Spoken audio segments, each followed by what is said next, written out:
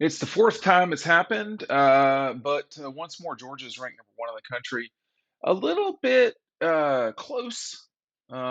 Georgia topping Alabama, and the votes coming in. They are not the number one team in the coaches poll, but I have to tell you that I decided about, I don't know, 6 years ago. I can only go by one poll, and I stuck with the AP poll. It's the oldest poll, but anyway, so Georgia with 53 first place votes in the media poll, Alabama with 9, Ohio State with 1. This is one of the few. This has happened 91 times in the Associated Polls history that the number one team in the country wins and drops. That happened to Georgia in 2008, believe it or not. But anyway, this is the fourth time in Kirby's tenure at Georgia that the Dogs have been ranked number one in the country. I'll take you through them real quick. This is going off memory, but in 2017, they were ranked number one going into the after the Florida game. Then they played South Carolina, and then they lost that ranking after getting beat pretty bad by Auburn over there. And then a season ago, they were ranked number one after beating Auburn on the Plains. Alabama losing to Texas A&M that day, or that night, in College Station, and then Georgia returning to the number one spot um, after winning the national championship. Oh, well, they lost it after losing to Alabama in the SEC championship game, and they returned to it after as the number one team in the country after winning the national championship over Alabama. So a season ago, Georgia and Alabama were the only teams that were number one in the country. They flip flopped it only one, well, twice technically, but Georgia was number one in the country nine weeks that year, and Alabama was 6. So now we've seen it that the Dogs and Tide are flip flopping again. The only teams that have been the number one team in the country the last 2 years are Georgia and Alabama. The last time a team other than Georgia or Alabama was number one was uh, November, the second weekend of November, when Clemson went to Notre Dame and lost up there. So it's been that long since someone other than Georgia or Alabama has been the national champion. Make sure you're picking up Dawgstruction. It's our celebration of the 2021 national championship of the Dogs. There's plenty of Georgia, Alabama in here. There's also plenty of Stetson Bennett. That's from the Auburn game. Celebration after Florida. There's Bryce Young right there during his play against the Dogs that day. And then, of course, A.D. Mitchell, who is healthy after a little bit of a scare. This is the decisive play, one of the decisive plays in the national championship game. We write all about it with Georgia down 18-13. But I think make sure you're picking that up. The link is down below. Don't miss out on this book. If you've been watching us for a long time or a short time, if you've not gotten the book yet, you're missing out. I'm just going to tell you, you're missing out. Real quick plug too to our friends at Red Zone in downtown. That's where you can see them. It's on Clayton Street if you're walking up from the arch. You can pick up. This is just one of the shirts that they've got. They've got thousands for sure, maybe tens of thousands, but this is the funniest one to me. Talk Kirby to me. We talk Kirby to y'all often. I think, being the number one team in the country is not going to really be a big deal for Georgia just because um, they you're not talking about a team that or a program that's never done this before. More often than not, lately, they have been the number one team in the country. So whether it's winning the national championship or not, so more often than not, lately, they have been the number one team in the country. I have to say, yesterday they didn't play so hot. That specifically running the ball, I think when you really want to down low or in the red zone. But um, you know, there's not a lot of teams that have looked better than Georgia this season. In fact, I don't think there's any one team that's looked better than Georgia this season. And when you look at the top 10 on the AP side of things, you've got four SEC teams ranked in the top 10, two of them from each division. So Georgia at 1, Alabama at 2. You've got Kentucky as the 9 and the Hogs at 10. Tennessee is hanging around at 15. The Gators got knocked back to 18. Mississippi is at. I don't know how Texas A&M is still ranked. That makes no sense to me. We've had a lot of discussion about Texas A&M on here. I do not understand that, but that's me, a person who watches games and uses ration. is rational. So I don't understand why Texas A&M is ranked. You've got Oregon ranked 25th, uh, but Texas moved into the rankings after losing. So there's that.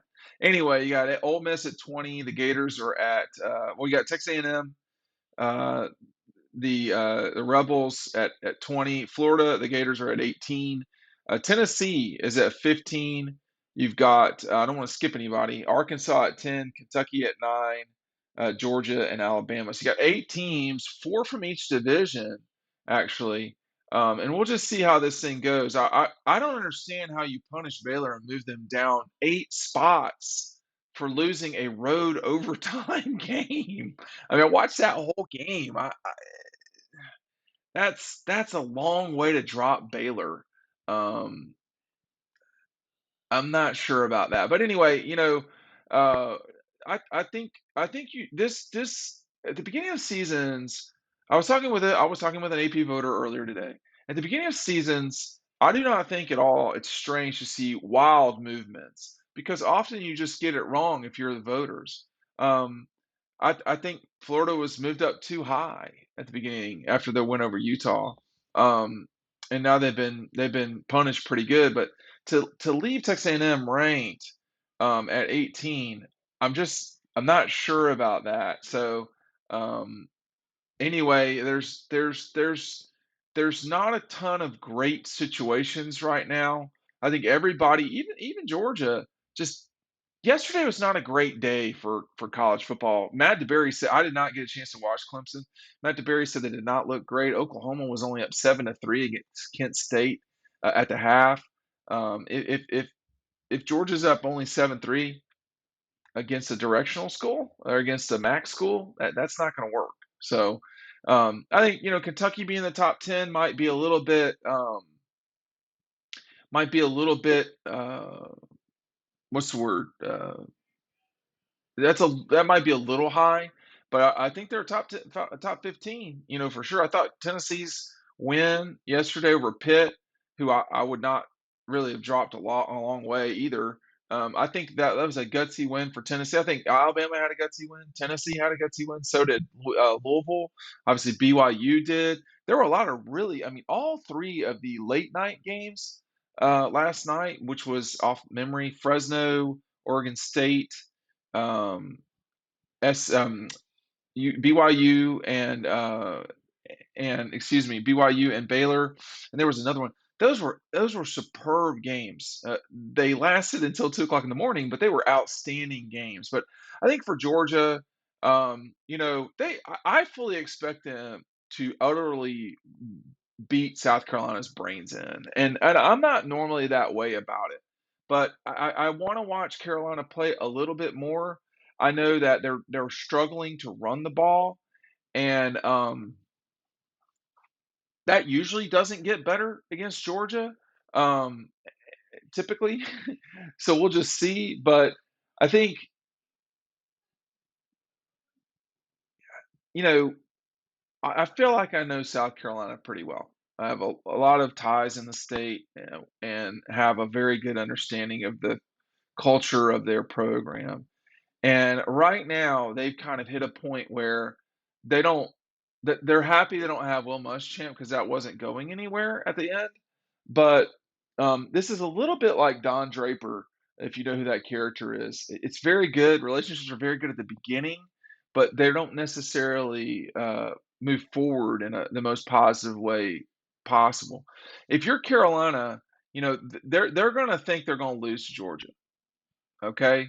We'll see if they lose to Georgia, but they're going to think they're going to lose to Georgia. That's their default position. And then they've got 2 games to kind of get it right with Charlotte and South Carolina State, both games they should and will win. But they didn't play well against Georgia State. And when you look at what they've got left here, I mean, they've got some winnable games. Kentucky up there, I hesitate saying this, but that is a winnable game for South Carolina. I don't think they will win that game. They host Texas A&M, which, as we've seen, is not a good team. Missouri is not good. Vanderbilt is not good. And then the close of the season is pretty challenging for South Carolina. You got the Gators. You got to go to the Gators. You host Tennessee, and then you got to travel to Tatertown. I, I don't.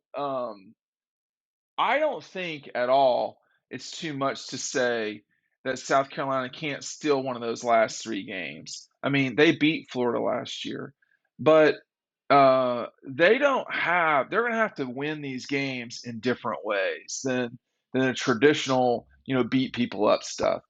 That's not, they're not they don't have the players, and that's probably why they're not trying to just run the ball. Like, that's not working for them in any way. So, I think to me, um, Georgia's gonna roll in there as the number 1 team in the country. This is not the first time they've been number 1 in the country and played South Carolina. Actually, it's happened a couple of times, throughout history. So, not even that long ago in 2008. So, um, Georgia should win this game by a significant margin, but them being ranked number 1 in the country again, them and Alabama, I mean, I include Ohio State too. They have proven to be the best programs in the country lately. Now, it's up to Georgia to continue moving forward here. You've got some not great teams that are after this trip to South Carolina, in Kent State, Missouri, Auburn, and then Vanderbilt. But you know, going to South Carolina should never be taken lightly. And I know I know I can't believe I'm saying that to some degree, but you should not take them unseriously. By the way, Kent State this Georgia will be their 3rd team that they will play that's a Power 5 team by the time they play them. So we'll just see. But the Dogs rank number 1 again. Do you think that's right? You tell me. We'll check it out below.